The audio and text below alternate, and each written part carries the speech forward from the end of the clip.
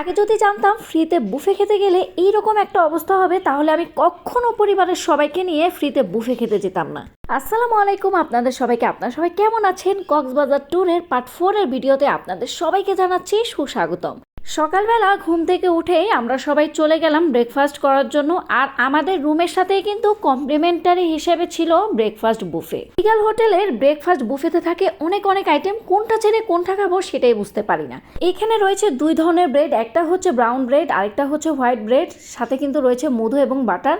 এরপর আমরা চলে যাব ডিমের কর্নারে, যেখানে কিনা রয়েছে অনেক ধরনের ডিম ভাজা। আপনারা চাইলে এখানে ভেজেও খেতে পারেন, অথবা বয়েলও খেতে পারেন, অথবা আপনারা এখানে ডিম পোস্টও খেতে পারেন।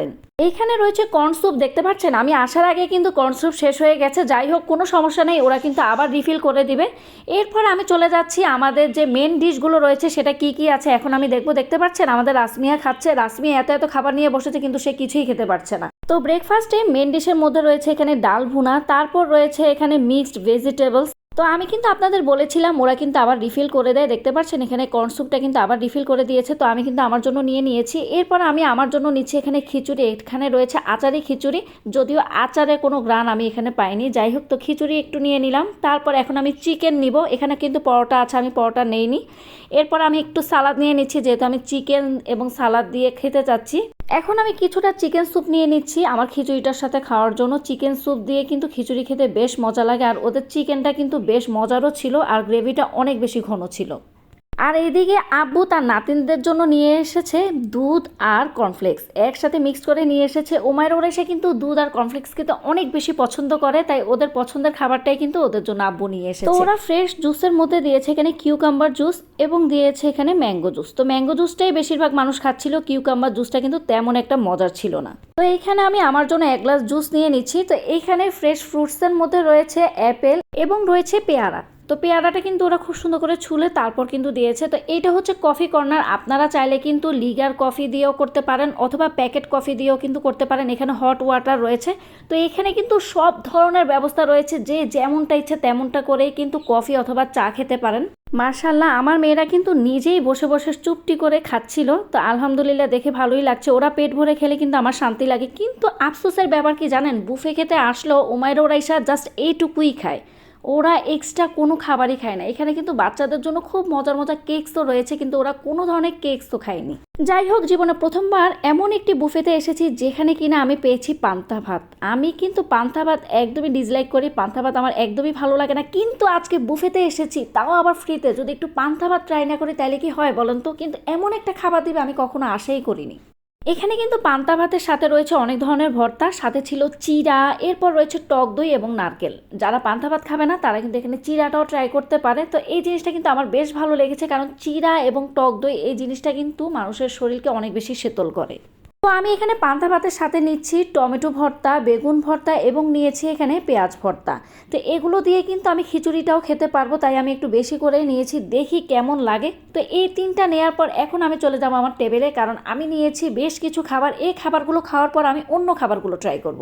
আমি প্রথমে ওদের আচারি চিকেনের সাথে যে চিকেন স্যুপটা রয়েছে সেটা দিয়ে সালাদ দিয়ে খাচ্ছি। বেশ ভালোই লেগেছে, খারাপ লাগেনি, কারণ সালাদের সাথে কিন্তু এখানে রয়েছে ক্যাপসিকাম। ক্যাপসিকামটা কিন্তু আমার বেশ প্রিয়, তাই ক্যাপসিকাম দিয়ে সালাদটা খেতে আমার বেশ ভালো লাগছিল। তো এদিকে কিন্তু আব্বু খুব সুন্দর করে পরোটা, এরপর রয়েছে এখানে চিকেন স্যুপ, সালাদ দিয়ে খুব মজা করে খাচ্ছিল। এদিকে আমার বড় দুলাভাইয়ের এক দফা খাওয়া শেষ, সে আরেক দফা খাওয়ার জন্য চুপটি করে বসে আছে। তো এখন আমি এই ভর্তাগুলোর সাথে আমি আচারি খিচুড়িটা খাচ্ছি। আচারি খিচুড়ির সাথে এই ভর্তাগুলো কিন্তু বেশ জমে গেছে।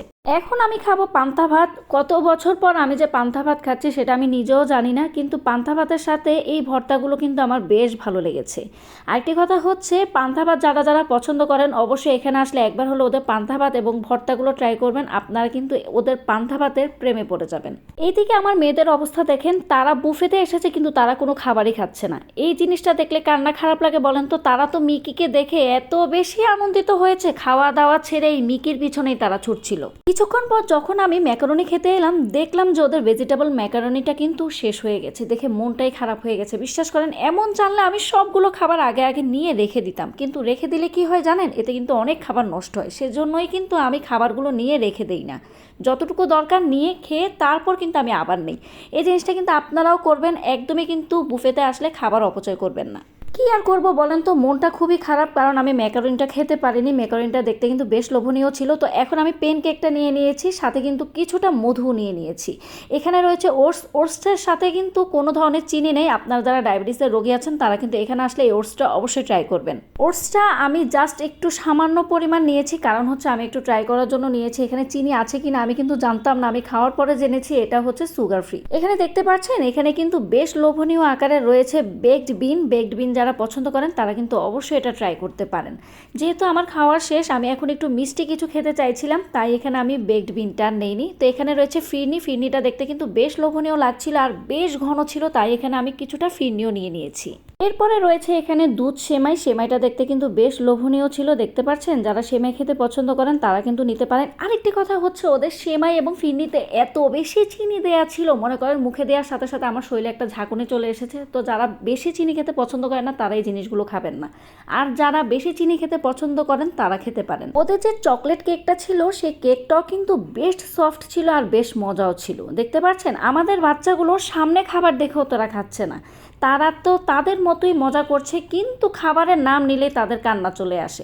আমার মেয়েরা যে কর্নফ্লেক্স আর দুধটা খেয়েছে তারা কিন্তু আর কিছুই খায়নি। এদেরকে নিয়ে আসলে বুফেতে আসা একদমই লস হয়ে যায়। আমার আব্বু নিয়ে এসেছে ব্রেড এবং বাটার, দেখতে পাচ্ছেন কতগুলো বাটার নিয়ে এসেছে। ওদের বাটারটা কিন্তু এত বেশি ফ্রেশ আর এত বেশি মজা ছিল। যাই হোক, আমাদের বুফে টাইম কিন্তু ওভার হয়ে গেছে। তো আমরা সবাই চা কফি খেতে খেতে এখন চলে যাব সবাই সবার রুমে। তো আমার আজকের ভিডিওটি আপনাদের কেমন লেগেছে অবশ্যই কিন্তু আমাকে কমেন্টস করে জানাবেন। আজকে তাহলে এখানেই বিদায় নিয়ে নিচ্ছি। আল্লাহ হাফেজ।